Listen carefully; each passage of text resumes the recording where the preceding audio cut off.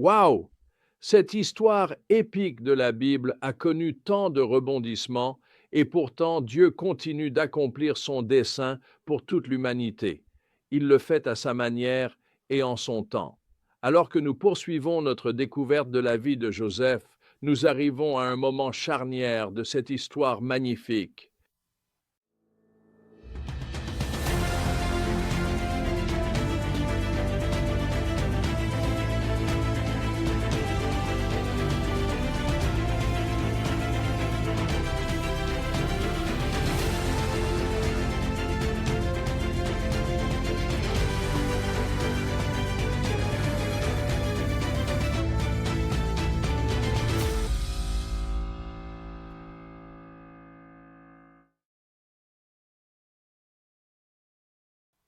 Dieu avait dit à Abraham, l'arrière-grand-père de Joseph, dans Genèse 15, qu'il multiplierait sa descendance et ferait d'eux une bénédiction pour de nombreuses nations.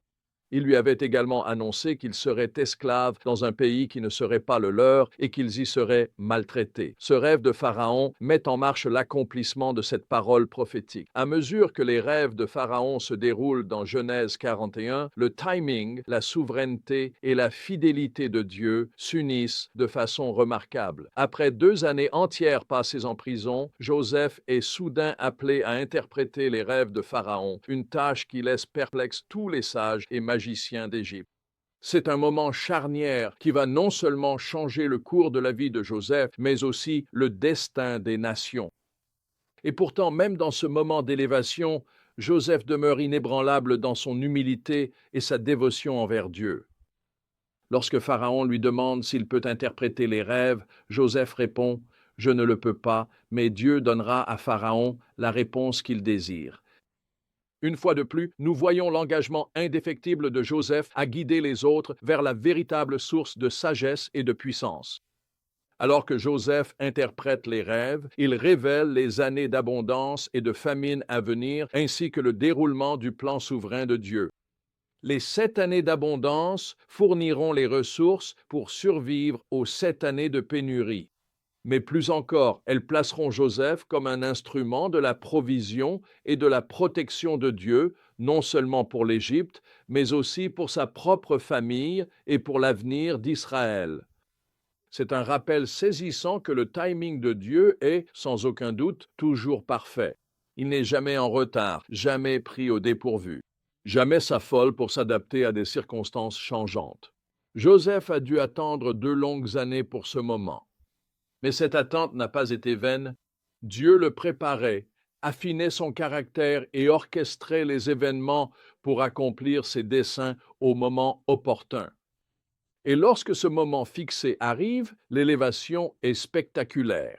En une seule journée, Joseph passe de prisonnier à premier ministre. Du cachot au palais, le Pharaon reconnaît clairement l'Esprit de Dieu en Joseph et lui confie l'autorité sur tout le pays d'Égypte.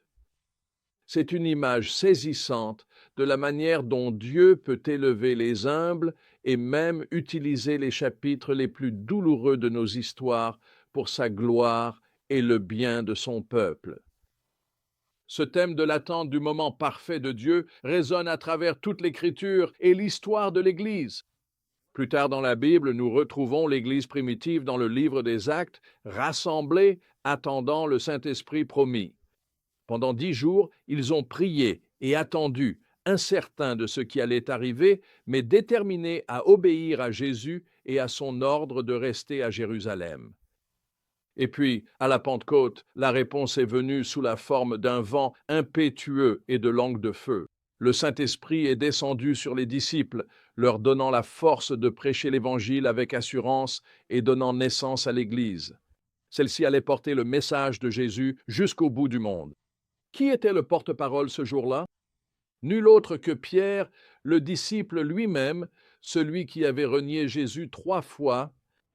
À présent, il se lève pour proclamer la résurrection devant des milliers de personnes. Les disciples attendaient Dieu. Le temps de Dieu n'était pas une attente passive, mais une attitude active de foi et d'obéissance. Comme nous le voyons avec Joseph et l'Église primitive, l'attente est le creuset où Dieu façonne notre caractère et nous prépare à la tâche à venir. C'est dans l'attente que nous apprenons à dépendre de lui, à faire confiance à sa souveraineté et à puiser dans sa force. Alors, où en es-tu aujourd'hui? Es-tu dans une période d'attente, te demandant quand et comment Dieu agira en ta faveur? Souviens de Joseph? Continue de marcher dans l'humilité et sois fidèle à ce que Dieu a placé entre tes mains. Aie confiance qu'il agit même lorsque tu ne le vois pas. Il tisse les fils de ton histoire pour en faire une vie abondante. Et lorsque le moment fixé arrivera, lorsque le plan souverain de Dieu croisera ton obéissance fidèle, sois prêt à entrer dans le nouveau chapitre qu'il a préparé pour toi. Comme Joseph, tu pourrais être soudainement élevé, placé pour une influence et un impact que tu n'aurais jamais imaginé. Mais souviens-toi, ce n'est pas pour ta gloire, mais pour la sienne. La sienne, à lui. Continue de diriger les autres vers la véritable source de sagesse et force, en gardant les yeux fixés sur celui qui écrit une histoire bien plus grande que la tienne. Alors que tu traverses les méandres de ta vie, tiens bon.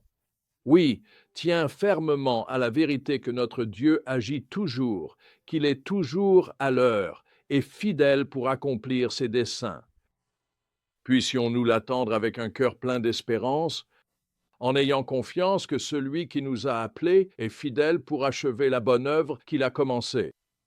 Et comme Joseph, soyons témoignages de sa grâce souveraine et de son amour inébranlable. Fais simplement entrer les autres dans la grande histoire de rédemption qu'il écrit pour toute l'éternité,